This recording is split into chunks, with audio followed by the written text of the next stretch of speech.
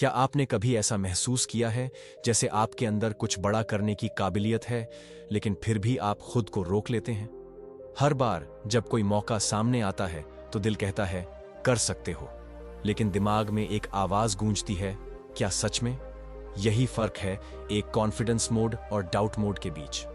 और the confidence switch किताब आपको सिखाती है कि इस स्विच को कैसे पलटा जाए। यह सिर्फ एक सेल्फ हेल्प बुक नहीं है, ये एक टूल किट है जो आपके अंदर छुपे उस कॉन्फिडेंस को जगाती है जिसे आपने सालों से दबा रखा है। तो अगर आप भी चाहते हैं कि आप हर मौके पर खुद को रोकने के बजाय पूरे विश्वास से आगे बढ़ें, तो ये वीडियो आपके लिए है।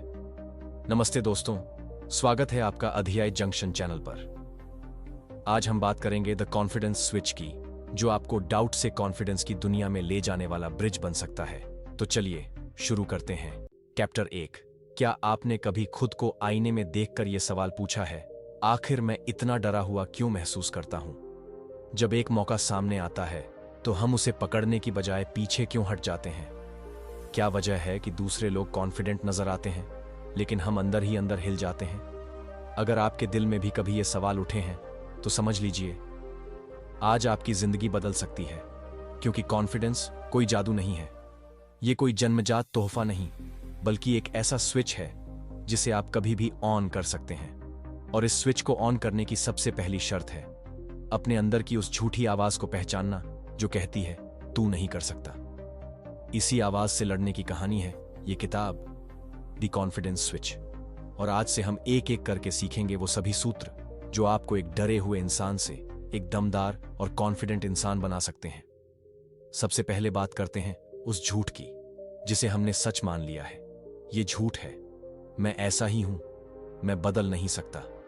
कई लोग खुद को इंट्रोवर्ट कहकर अपने डर को जस्टिफाई करते हैं। वे सोचते हैं कि क्योंकि उन्हें भीड़ से डर लगता है इसलिए वो कभी भी कॉन्फिडेंट नहीं बन सकते।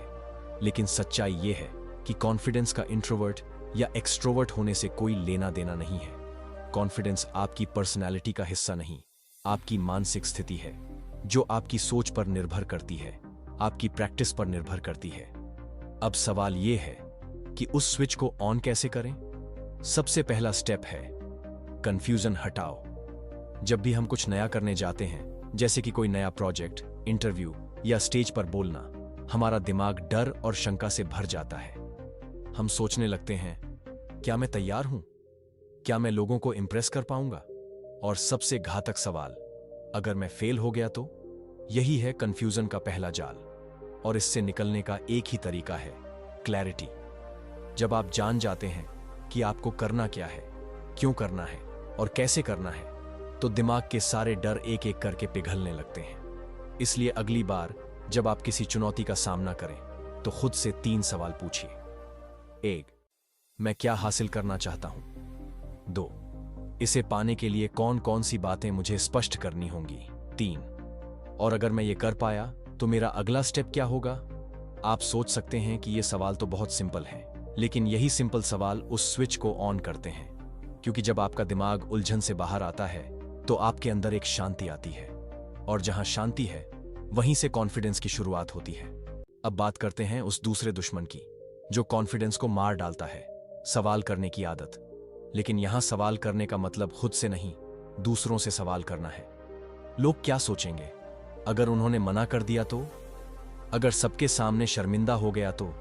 हर बार जब हम ये सोचते हैं तो हम अपनी ताकत दूसरों को सौंप रहे होते हैं। और जब ताकत दूसरों के हाथ में चली जाए तो कॉन्फिडेंस खुद ब खुद गिरने लगता है।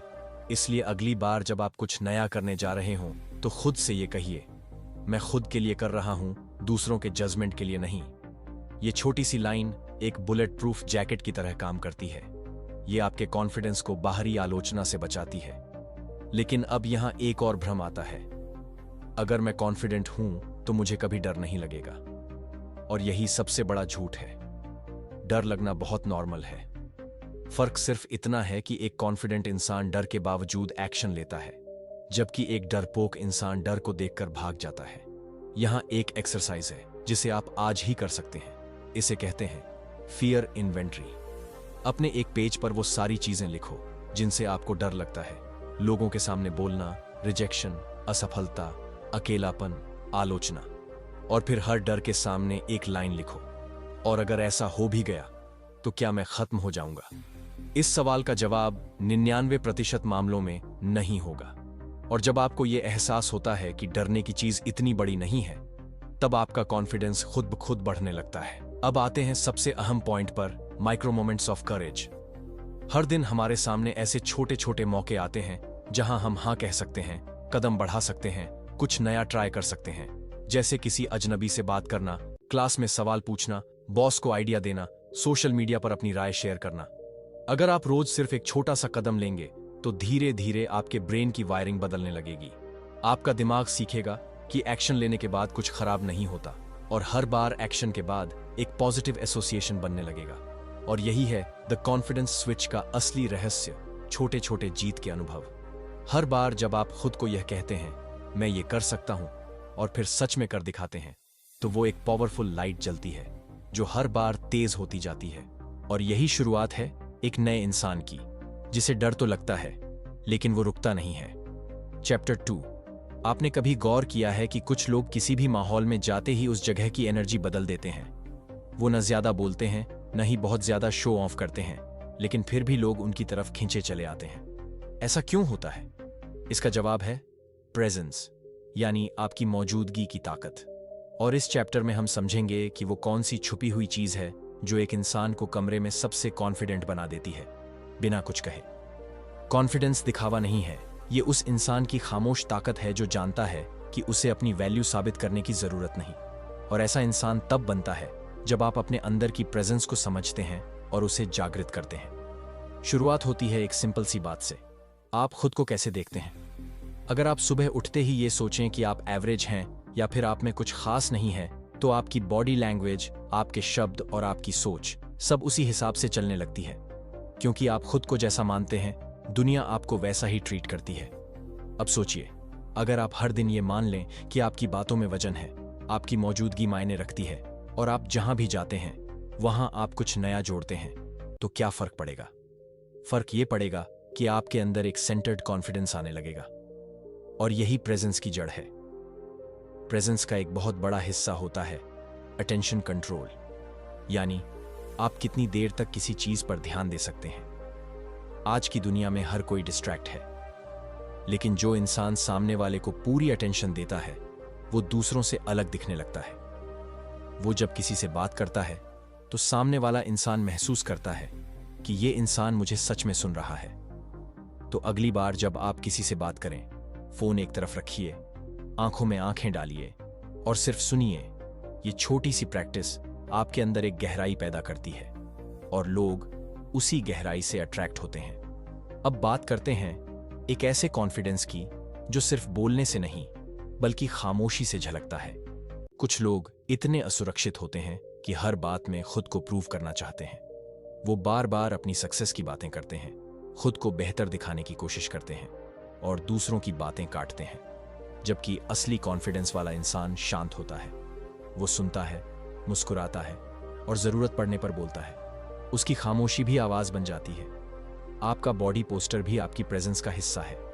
जब आप झुककर चलते हैं, आंखें नीचे रखते हैं या बार बार खुद को छूते हैं, तो ये सब संकेत होते हैं कि आप नर्वस हैं। लेकिन जब आप सीधे खड़े होते हैं, सांस गहरी लेते हैं और स्थिर रहते हैं, तो आपकी प्रेजेंस मजबूत महसूस होती है।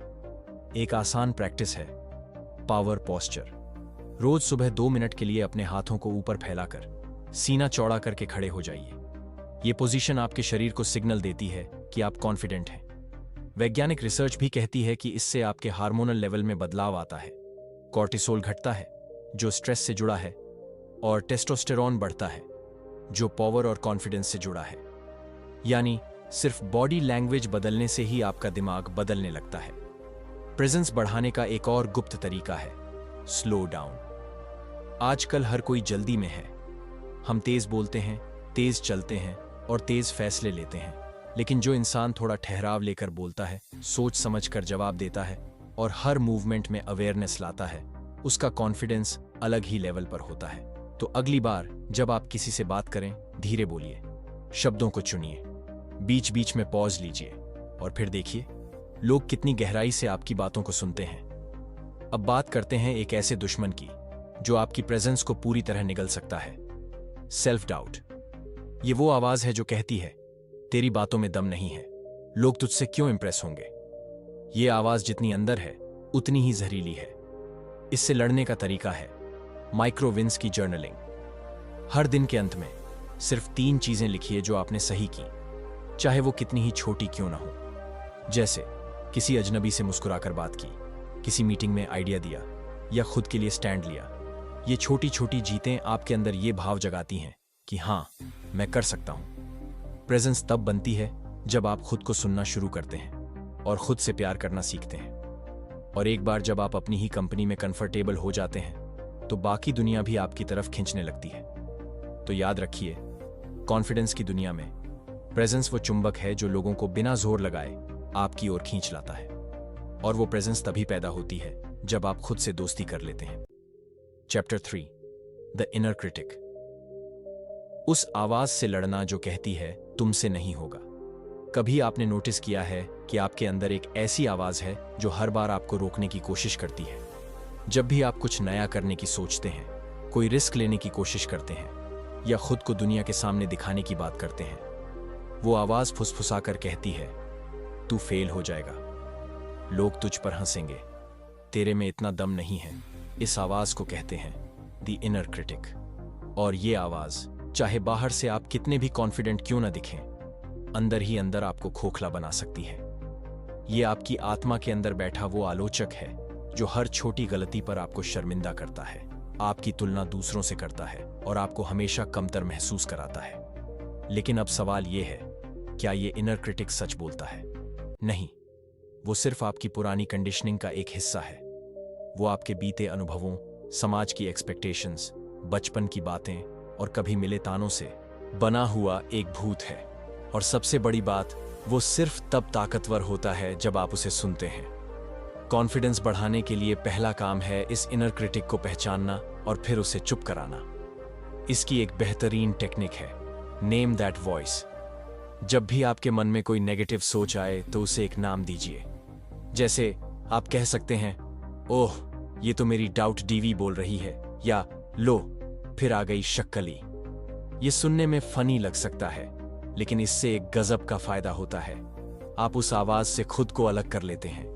आप समझने लगते हैं कि ये आप नहीं बोल रहे, ये बस एक पुरानी रिकॉर्डिंग है जो बार बार चल रही है। दूसरा तरीका है रीफ्रेमिंग।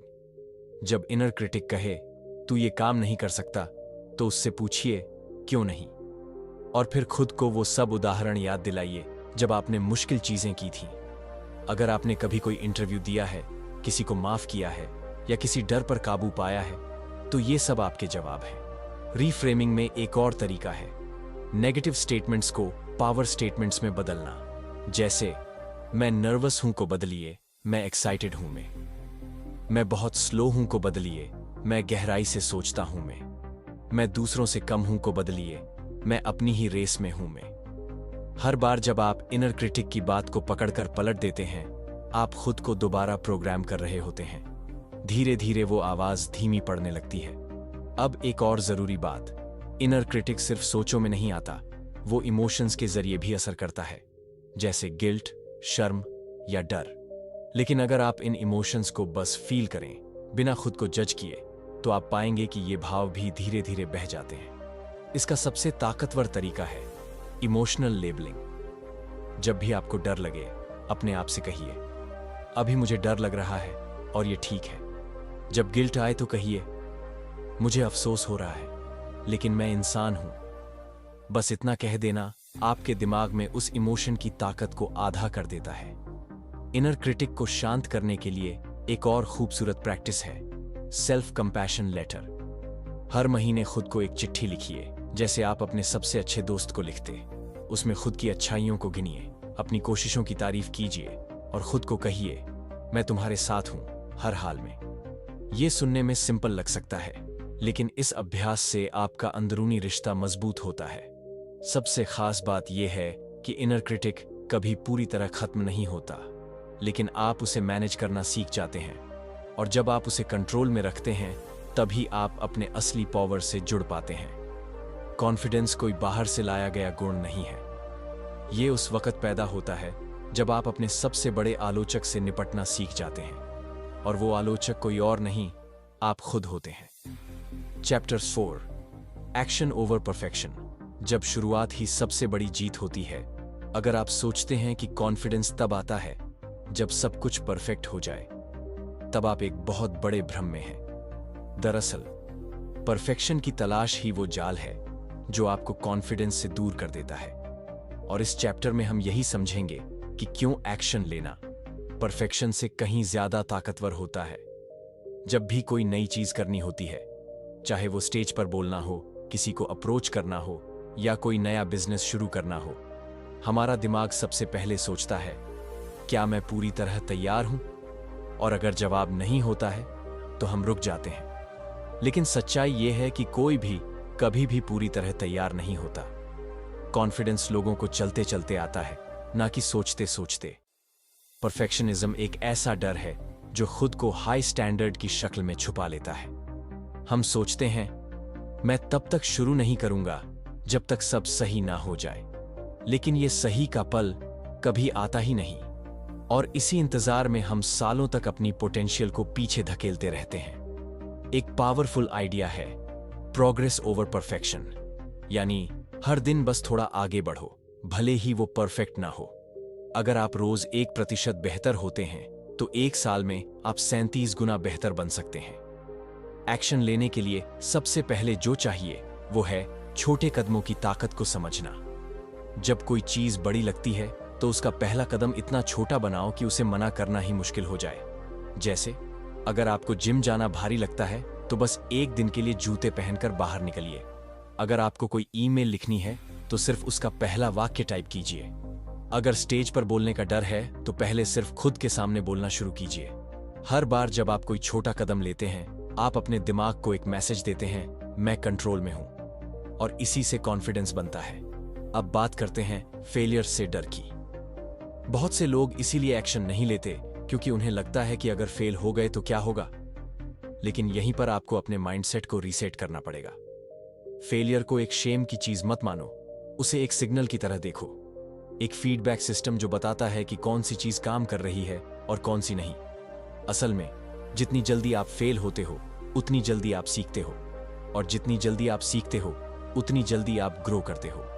एक मजेदार सवाल है, अगर आप जानते कि आप फेल नहीं हो सकते तो आप क्या करते? अब सोचो, अगर आप वैसा कुछ करना शुरू करें, भले ही डर के साथ, तो क्या नतीजा होगा? यही तो है एक्शन का जादू। अब बात आती है कंसिस्टेंसी की। एक्शन एक बार लेना काफी नहीं है, उसे दोहराना जरूरी होता है, क्योंकि कॉन्फिडेंस बिल्डिंग एक प्रैक्टिस है, एक हैबिट है। हर बार जब आप कुछ नया ट्राई करते हैं, हर बार जब आप अपने डर के खिलाफ एक कदम बढ़ाते हैं, आप अपने ब्रेन में एक नया पैटर्न बनाते हैं। साइकोलॉजी कहती है कि नया बिहेवियर तब पक्का होता है जब उसे बार बार रिपीट किया जाए। इसीलिए छोटे एक्शन को रोजमर्रा की आदत में बदलिए।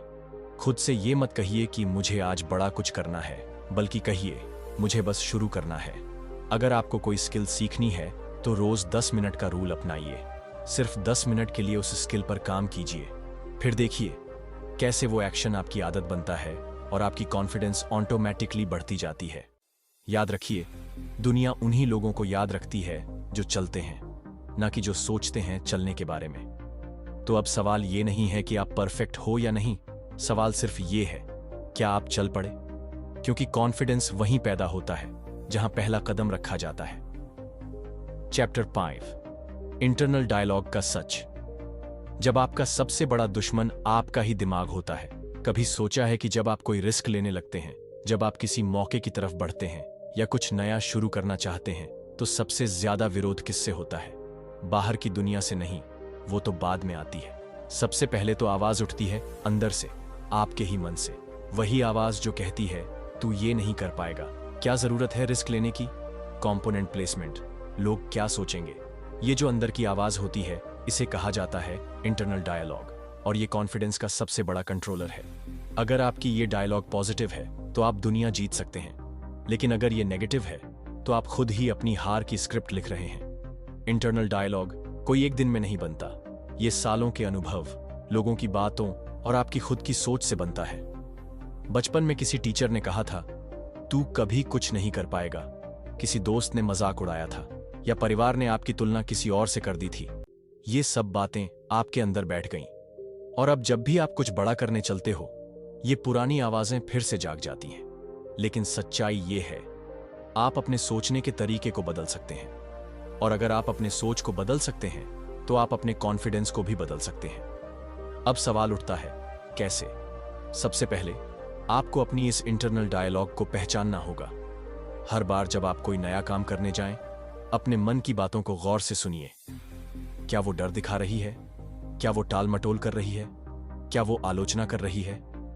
फिर हर नेगेटिव थॉट को एक सवाल से चैलेंज कीजिए। क्या ये बात सच है? जैसे अगर मन कहे, तू तो हमेशा फेल होता है, तो पूछिए, क्या हर बार फेल हुआ हूं?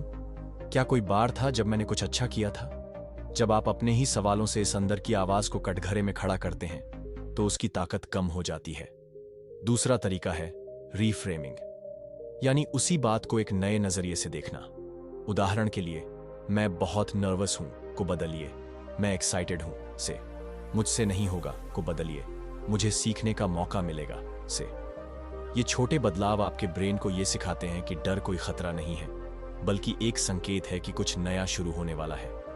तीसरा तरीका है सेल्फ टॉक को पॉजिटिव बनाना, लेकिन रियलिस्टिक तरीके से। ये नहीं कि झूठ बोलें खुद से कि आप सुपर हीरो हैं, बल्कि खुद को वो बातें कहिए जो हिम्मत बढ़ाएं। जैसे, मैंने पहले भी मुश्किलें झेली हैं, अब भी कर लूंगा।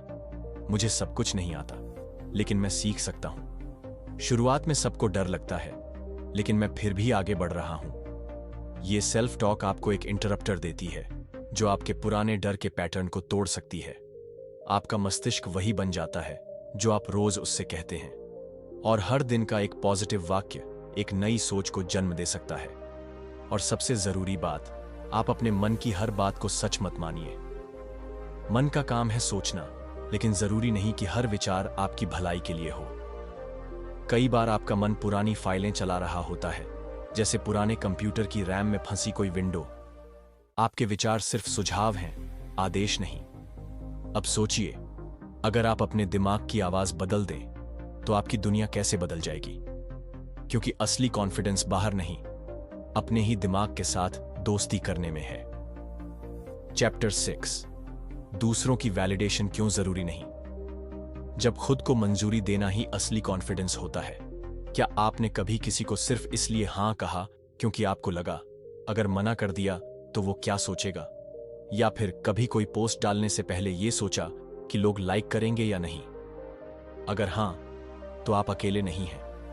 हम में से ज्यादातर लोग दूसरों की मंजूरी के भूखे हैं, और इसी वैलिडेशन की चाहत में हम अपना असली रूप, अपनी असली आवाज और सबसे बुरा, अपना आत्मसम्मान तक खो बैठते हैं। दरअसल वैलिडेशन की ये भूख हमारे अंदर बहुत गहरे बैठी होती है। बचपन से ही हमें यह सिखाया गया है कि जब तक कोई दूसरा हमें अच्छा न कहे, तब तक हमारी अच्छाई अधूरी है। जब तक कोई तारीफ न करे, तब तक हमारी कोशिशें अधूरी हैं। और जब कोई आलोचना कर दे, तो हमारी पूरी पहचान डगमगाने लगती है। यही वजह है कि कॉन्फिडेंस हिलने लगता है, क्योंकि उसका बेस दूसरों की राय पर बना होता है, जो कभी भी बदल सकती है। लेकिन सच ये है कि दूसरे लोग आपकी लाइफ के जज नहीं हैं। वो खुद अपने संघर्षों से जूझ रहे हैं। कई बार उनकी आलोचना उनके अपने डर और कमियों का प्रोजेक्शन होती है। फिर भी हम उनकी बातों को सच मान लेते हैं और खुद को उन्हीं चश्मों से देखने लगते हैं। अब सवाल है, क्या इसका कोई हल है? क्या हम वैलिडेशन की इस लत से बाहर आ सकते हैं? बिल्कुल। सबसे पहला कदम है सेल्फ वैलिडेशन, यानी खुद को खुद से ही ये कह पाना कि मैं ठीक हूं, मैं काबिल हूं, मुझे दूसरों की मंजूरी की जरूरत नहीं है, क्योंकि मेरी अपनी नजर में मैं काफी हूं। ये बातें सिर्फ कहने भर से असर नहीं करेंगी। इसके लिए आपको अपने आप को जानना पड़ेगा, अपनी अच्छाइयों को पहचानना पड़ेगा, हर उस चीज को नोट करना होगा जिसे आपने बिना तालियों के भी पूरा किया हो। एक तरीका है सक्सेस लॉग बनाना। हर दिन के अंत में उन 3 चीजों को लिखिए जो आपने अच्छी तरह की, चाहे वो छोटी हों, जैसे समय पर उठना, किसी को हेल्प करना या कोई टास्क पूरा करना। इससे आप खुद को बार बार ये साबित करते हैं कि आपकी वैल्यू दूसरों की राय से नहीं, आपके कामों से बनती है। दूसरा तरीका है अपने बाउंड्रीज बनाना सीखना। जब आप ना कहना शुरू करते हैं, तो आप अपने कॉन्फिडेंस को हां कहना शुरू करते हैं। दूसरों को खुश करने की आदत छोड़िए और अपनी प्राथमिकताओं को अहमियत दीजिए। और हाँ, सोशल मीडिया के वैलिडेशन ट्रैप से बाहर निकलना भी जरूरी है। लाइक, कमेंट और फॉलोअर्स की दुनिया में खोने से बेहतर है कि आप अपनी रियल लाइफ में खुश रहें। असली कॉन्फिडेंस तब आता है जब आप अकेले हों और तब भी अपने आप को पूरी तरह एक्सेप्ट करें। सोचिए, जब आप अपने फैसले खुद लें, अपने सपनों के लिए खुद खड़े हों और जब दूसरों की तारीफ या आलोचना से आपकी नींव हिले नहीं, तो क्या आप अनस्टॉपेबल नहीं बन जाते? वैलिडेशन की जरूरत खत्म नहीं होती, लेकिन उसकी डिपेंडेंसी खत्म की जा सकती है। और जब ऐसा होता है तो आप सच में आजाद हो जाते हैं। वो आजादी जो सबसे बड़ी ताकत है, वो ताकत जिससे असली कॉन्फिडेंस पैदा होता है। चैप्टर 7, फेलियर का पावर सोर्स। हार से कैसे जीत निकाली जाती है। अक्सर जब हम कॉन्फिडेंस की बात करते हैं तो दिमाग में आता है एक ऐसा इंसान जो हमेशा जीतता है, जिसे कभी हार नहीं होती, जो हर चीज में परफेक्ट होता है। लेकिन हकीकत बिल्कुल उलटी है। दुनिया के सबसे कॉन्फिडेंट लोग वो हैं जिन्होंने सबसे ज्यादा हार झेली है। लेकिन फर्क ये है कि उन्होंने हार से भागा नहीं, बल्कि उसे अपनाया है। इसलिए अगर आप सोचते हो कि फेलियर ने आपकी कॉन्फिडेंस तोड़ दी, तो आज हम उस सोच को बदलने वाले हैं। क्योंकि फेलियर कोई अंत नहीं है, वो एक इनविटेशन है, एक निमंत्रण जो आपको खुद को और बेहतर बनाने की तरफ बुलाता है। तो आइए शुरू करते हैं एक जरूरी सवाल से। हम हार से डरते क्यों हैं? हम हार से इसलिए डरते हैं क्योंकि हमें बचपन से ये सिखाया गया है कि फेल होना शर्मनाक है। जब हम टेस्ट में कम नंबर लाते हैं तो हमें डांट मिलती है, तुलना होती है और ताना सुनना पड़ता है। धीरे धीरे दिमाग ये मान लेता है कि हार का मतलब है मैं अच्छा नहीं हूं। लेकिन कोई भी बड़ा खिलाड़ी, बिजनेस आइकन या लीडर आपको बताएगा कि उनकी सबसे बड़ी सीखें उनकी सबसे बड़ी हारों से ही आई हैं। कॉन्फिडेंस का असली फॉर्मूला ये है, fail fast, learn fast, grow fast. जब आप जल्दी हार मान लेते हैं और उससे जल्दी सीख लेते हैं तो आप उतनी ही तेजी से आगे बढ़ सकते हैं। अब सवाल आता है, जब हार होती है तो उसे झेलें कैसे? सबसे पहले अपनी हार को पर्सनल मत बनाइए। इसका मतलब ये नहीं कि मैं फेल हूं, इसका मतलब है ये प्लान फेल हुआ, ये तरीका गलत था, मुझे नई स्किल सीखनी है। ये फर्क बहुत जरूरी है। दूसरा, हार के बाद अपने आप से ये 3 सवाल पूछिए। वाई, मैंने इसमें क्या सीखा? दूसरी बार क्या अलग करूंगा? 3, क्या ये हार वाकई मुझे रोक सकती है? इन सवालों से आपका माइंड डिफेंस मोड से ग्रोथ मोड में चला जाता है। तीसरी बात, अपनी हार को दूसरों के साथ शेयर करना सीखिए। जब आप खुलकर अपनी फेलियर की कहानियां शेयर करते हैं तो आप न सिर्फ खुद को हील करते हैं, बल्कि दूसरों को भी इंस्पायर करते हैं। इससे शर्म नहीं आती, बल्कि शक्ति मिलती है। और सबसे जरूरी चीज, अपने दिमाग को फेलियर से खेलने दो। जैसे एक खिलाड़ी प्रैक्टिस के दौरान बार बार गिरता है, वैसे ही आपको बार बार फेल होना पड़ेगा ताकि आप असली खेल जीत पाओ। फेलियर कोई स्केच नहीं मिटाता, वो सिर्फ आपको एक नया ब्रश देता है ताकि आप अपनी तस्वीर और बेहतर बना सको। इसलिए जब अगली बार कुछ गलत हो, जब रिजल्ट ना आए, जब कोई सपना टूटे, तो याद रखो, ये हार नहीं है, ये एक कदम है उस जीत की तरफ जो आपको पहले से ज्यादा मजबूत बनाएगी। आपका कॉन्फिडेंस आपकी परफेक्ट जीतों से नहीं, बल्कि आपकी इम्परफेक्ट कोशिशों से बनता है। चैप्टर 8, बॉडी लैंग्वेज का जादू। जब शब्द नहीं, सिर्फ अंदाज बोलता है। क्या आपने कभी किसी इंसान को दूर से आते देखा और बिना एक शब्द सुने ही समझ गए कि उसमें आत्मविश्वास है? उसकी चाल, उसकी गर्दन का उठना, उसका आंखों में आंखें डालकर देखना, ये सब कुछ एक ऐसी भाषा बोलते हैं जिसे कोई भी समझ सकता है, और उसे कहते हैं बॉडी लैंग्वेज। हमारे शब्द हमारी बात का सिर्फ 7% असर डालते हैं, जबकि 99% असर आता है हमारे टोन और बॉडी लैंग्वेज से। यानी अगर आप कुछ और कह रहे हैं लेकिन आपकी बॉडी कुछ और बता रही है, तो लोग उस पर ज्यादा भरोसा करेंगे जो आपकी बॉडी कह रही है। कॉन्फिडेंस दिखाने के लिए जरूरी नहीं कि आप सबसे स्मार्ट बात करें या सबसे ज्यादा जानकारी रखें। जरूरी यह है कि आप कैसे खुद को प्रेजेंट करते हैं। सबसे पहले आता है पोस्चर। अगर आप झुके हुए चलते हैं, कंधे नीचे हैं, आंखें नीचे हैं, तो आपका दिमाग खुद ही मान लेता है कि आप कमजोर हैं, डरे हुए हैं। लेकिन अगर आप सीधे खड़े होते हैं, सीना थोड़ा बाहर की तरफ और आंखें सामने, तो आपका शरीर खुद को पावरफुल मैसेज भेजता है, और यही कॉन्फिडेंस को अंदर से पैदा करता है। दूसरी चीज है आई कांटेक्ट। अगर आप बात करते वक्त सामने वाले की आंखों में देख सकते हैं, ना घूर कर, ना चुरा कर, बल्कि एक नॉर्मल स्टेडी गेज से, तो सामने वाला तुरंत समझ जाता है कि आप डरे नहीं हैं। इससे न सिर्फ सामने वाले पर असर पड़ता है, बल्कि आपको खुद भी स्ट्रांग महसूस होता है। तीसरी चीज है हाव भाव और हाव भाव में संतुलन। बात करते वक्त हाथों का इस्तेमाल एक पॉजिटिव इमेज बनाता है, लेकिन जरूरत से ज्यादा हाथ पांव मारना उल्टा असर डाल सकता है। शांत, खुले और कंट्रोल में हाव भाव आपको कंट्रोल में और प्रेजेंस में दिखाते हैं। इसके अलावा मुस्कुराहट एक अंडररेटेड सुपर पावर है। एक नेचुरल स्माइल न केवल आपको अप्रोचेबल बनाता है, बल्कि आपके अंदर एंडोर्फिन्स रिलीज करता है, जो आपकी एंजाइटी को कम करता है और कॉन्फिडेंस बढ़ाता है। अब बात करते हैं पावर पोजेस की। एमी कडी की रिसर्च कहती है कि अगर आप सिर्फ 2 मिनट के लिए एक पावरफुल पोज, जैसे दोनों हाथ ऊपर फैलाकर खड़े होना, में रहते हैं, तो आपके शरीर में टेस्टोस्टेरोन बढ़ता है और कोर्टिसोल कम होता है। यानी आप बायोलॉजिकली भी कॉन्फिडेंस महसूस करने लगते हैं। बॉडी लैंग्वेज कोई ऐसा टूल है जो हमेशा आपके पास होता है। इसे चार्ज करने की जरूरत नहीं, बस थोड़ा ध्यान देने की जरूरत है। और जब आप इसे समझ जाते हैं, तो आप किसी भी रूम में कदम रखते ही असर छोड़ सकते हैं, बिना एक शब्द कहे। याद रखिए, लोग आपको पहले देखते हैं, फिर सुनते हैं और बाद में समझते हैं। तो अगर आप अपनी बॉडी लैंग्वेज में आत्मविश्वास भर दें, तो बाकी चीजें खुद ब खुद फॉलो करेंगी। चैप्टर 9, कंफर्ट जोन का जाल। असली कॉन्फिडेंस वहां होता है जहां डर लगता है।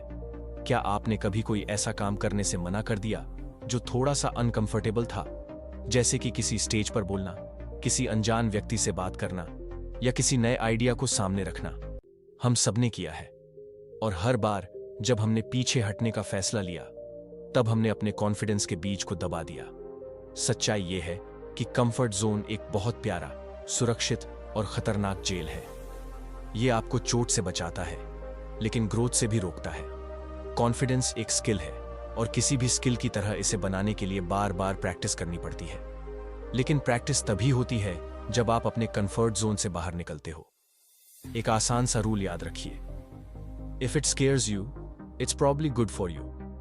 अगर कोई चीज आपको थोड़ा डराती है, तो वही आपके कॉन्फिडेंस को बड़ा करने का मौका है। अब सवाल है, कंफर्ट जोन से बाहर निकले कैसे? सबसे पहला कदम है छोटे छोटे रिस्क लेना शुरू करना। आपको सीधे स्टेज पर नहीं चढ़ना है। पहले 2 लोगों के सामने बोलना शुरू करो। पहले अनजान से स्मॉल टॉक शुरू करो। पहले खुद को 10 सेकंड के लिए ही सही, लेकिन अनकंफर्टेबल सिचुएशन में डालो। दूसरा है रीफ्रेम डिस्कंफर्ट, यानी जो चीज डराती है उसे पनिशमेंट नहीं, अपॉर्चुनिटी मानो। जब आप किसी अनजान ग्रुप में बोलते हो और घबराहट होती है, तो सोचो, ये मेरा ब्रेन स्ट्रांग हो रहा है। जब आप पहली बार वीडियो रिकॉर्ड करते हो और आवाज कांपती है, तो कहो, ये मेरा पहला लेवल है, अगले में और अच्छा होगा। तीसरा, खुद को लगातार चैलेंज मोड में रखो। हर हफ्ते कम से कम एक ऐसा काम करो जो आपके लिए नया या अनकंफर्टेबल हो। इसे कॉन्फिडेंस वर्कआउट कहो। जैसे बॉडी बिल्डिंग के लिए वर्कआउट करते हैं, वैसे ही आत्मविश्वास को भी रोज की छोटी छोटी जीतों से मजबूत बनाते हैं। और सबसे जरूरी, फेल होने दो। डर लगना नेचुरल है, लेकिन अगर डर के बाद भी आप कदम उठाते हो, तो वो डर खुद ब खुद छोटा हो जाता है। हर बार जब आप अपने कंफर्ट जोन से बाहर निकलते हो, आपका दिमाग नया डेटा रिकॉर्ड करता है। मैं ये कर सकता हूं, मैं बच गया, मैं आगे बढ़ा। और यही डेटा धीरे धीरे कॉन्फिडेंस के रूप में आपके अंदर स्टोर हो जाता है। याद रखो, असली कॉन्फिडेंस वो नहीं जो तब दिखे जब सब आसान हो। असली कॉन्फिडेंस वो है जो तब टिके जब हालात डरावने हो। तो अगली बार जब कोई मौका आपको डराए, उसे मना मत करो, उसका पीछा करो। चैप्टर 10, आत्मस्वीकृति और अंतिम स्विच। जब आप खुद को अपनाते हैं, दुनिया भी अपनाती है। अगर इस पूरी यात्रा की एक ही सबसे बड़ी सीख हो, तो वो ये है, कॉन्फिडेंस बाहर की चीज नहीं है, ये अंदर से आता है, और इसकी जड़ है सेल्फ एक्सेप्टेंस। जब हम खुद को पूरी तरह स्वीकार करना सीख जाते हैं, अपनी अच्छाइयों के साथ साथ अपनी कमजोरियों को भी, तभी असली आत्मविश्वास जन्म लेता है। क्योंकि तब हमें यह साबित करने की जरूरत नहीं रहती कि हम अच्छे हैं। We know we are. बहुत से लोग कॉन्फिडेंस को दिखावे से जोड़ देते हैं, महंगी गाड़ियां, बड़े कपड़े, ऊंची बातें। लेकिन सच्चा आत्मविश्वास वो है जो बिना किसी वैलिडेशन के भी टिके रहे। जो तब भी मुस्कुरा सके जब कोई तारीफ न करे, और तब भी आगे बढ़े जब लोग समझ न पाए। सेल्फ एक्सेप्टेंस का मतलब है अपने आप से दोस्ती करना। जब आप आईने में देखें और कहें, हाँ मैं परफेक्ट नहीं हूं, लेकिन मैं वैल्यूएबल हूं। जब आप अपने आप को यह अनुमति दें कि आप गलतियां कर सकते हैं, फेल हो सकते हैं, लेकिन फिर भी आप सम्मान के हकदार हैं, और यहीं से कॉन्फिडेंस का आखिरी स्विच ऑन होता है। कभी गौर किया है, जो लोग सबसे ज्यादा भरोसेमंद लगते हैं वो अक्सर वही होते हैं जो खुद को छुपाते नहीं, दिखाते हैं जैसे हैं वैसे।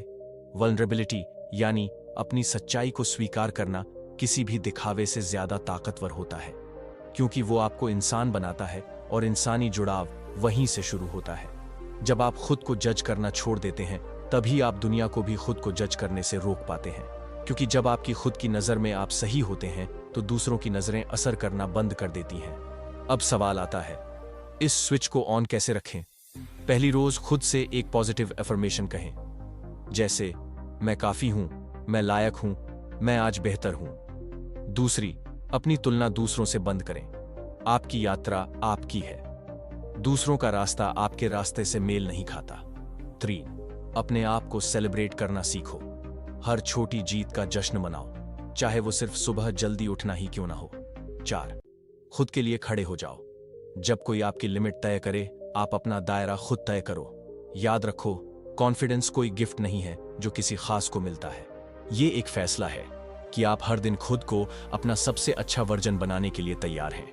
अब जब आपने द कॉन्फिडेंस स्विच की इस पूरी यात्रा को पार कर लिया है, अब समय है इस बदलाव को अपने जीवन में लागू करने का। अपने अंदाज में, अपनी रफ्तार से, लेकिन पूरी सच्चाई और साहस के साथ।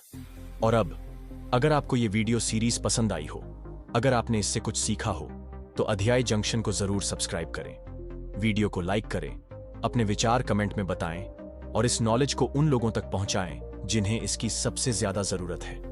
अध्याय जंक्शन, हर किताब का सार आपके लिए।